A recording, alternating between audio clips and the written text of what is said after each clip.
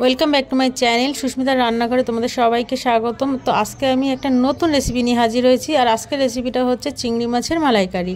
এখানে দেখো আমি চিংড়ি মাছ নিয়ে নিয়েছি। চিংড়ি মাছগুলো কেটে ধুয়ে পরিষ্কার করে নিয়েছি। আর এগুলো হচ্ছে গলদা চিংড়ি, দেখতেই পাচ্ছ। গলদা চিংড়িগুলো খুব বড় বড়, গলদা চিংড়ির যে পাগুলো আছে সেগুলো খুব বড় বড় সাইজের পা রয়েছে এখানে।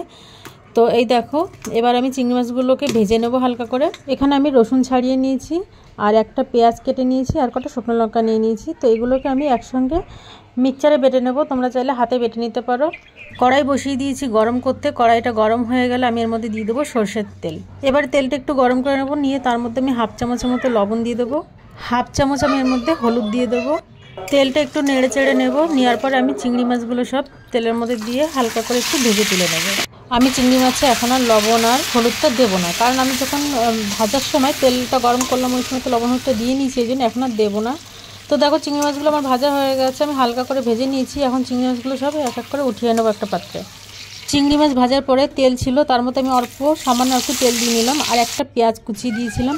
তো পেঁয়াজটা আমি দিয়ে দিলাম এখন তেলের মধ্যে, আর দিয়ে দিলাম গোটা গরম মশলা, একটা লবঙ্গ, অল্প একটু দারচিনি আর একটা এলাচ।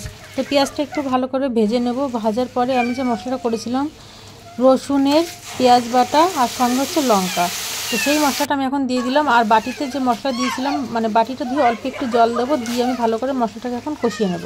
গ্যাসটা আমি মিডিয়াম টু হাই ফ্লেমে রেখেছি, কারণ মশলাটা ভালো করে ভেজে নেব সেই জন্য।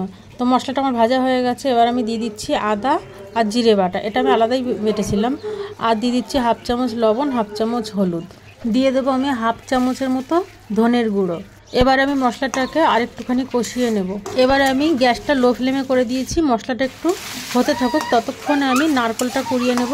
আর নারকেলটাকে তোমরা চাইলে মিক্সচারেও করে দিতে পারো, তো আমি মিক্সচারেই দিয়েছিলাম। তো দেখো এই যে নারকেলটাকে মিক্সচারে দিয়ে আমি আবার গরম জলে নারকেলটাকে একটু ভিজিয়ে নিয়েছিলাম। ভালোই গরম জল, মানে উষ্ণ গরম না, একটু ভালোভাবে গরমটা করে দিতে হবে যাতে দুধটা ভালো করে বেরিয়ে আসে। তো দেখো এই যে আমার মশলাটা কিন্তু ভাজা হয়ে গেছে, আর ওদিকে আমি নারকেলের দুধটা কিন্তু ভালো করে চটকে নিয়েছিলাম একটু হাত দিয়ে, আর ভালো করে ছাঁকনি দিয়ে ছেঁকে আমি দুধটা বের করে নিয়েছি। তো মশলাটা ভাজা হয়ে গেছে। ভাজার পরে আমি নারকেলের দুধটা দিয়ে দিলাম। দেওয়ার পরে আমি কিছুক্ষণ অপেক্ষা করব ফুটে ওঠার জন্য। আর এবার এর মধ্যে দিয়ে দিলাম 4-5টা কাঁচা লঙ্কা। কাঁচা লঙ্কাটা দিলে কী হয়, তরকারি গন্ধটা, ফ্লেভারটা খুব সুন্দর আসে। তো এখন দেখো তরকারিটা ফুটে উঠেছে, আর আমি এর মধ্যে দিচ্ছি ভেজে রাখা চিংড়ি মাছগুলো। ভেজে রাখা চিংড়ি মাছগুলো দিয়ে আমি 5 থেকে 7 মিনিটের জন্য তরকারিটাকে আবার ঢেকে দেবো। 5 থেকে 7 মিনিট পরে আমি তরকারিটা দেখো ঢাকনাটা খুলে দিচ্ছি, কিন্তু এখান দিয়ে ধোঁয়া বেরিয়েছে, যার জন্য এখানটা এরকম করে ঝাপসা হয়ে গেছে, কিছু মনে করো না।